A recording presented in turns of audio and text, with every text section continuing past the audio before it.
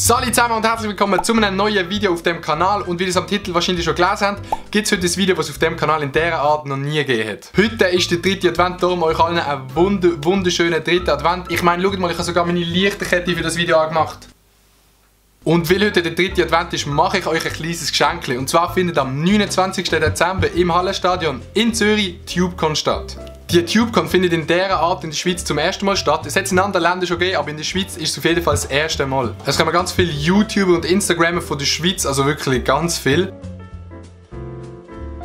Aber ihr könnt es ja selber auf der Webseite nachschauen. Auf jeden Fall darf ich jetzt 2 Tickets an jemanden von euch verlosen. Die Bedingungen zum Gewinnen sind eigentlich ganz einfach. Als erstes müsst ihr logischerweise Abonnent von dem Kanal sein.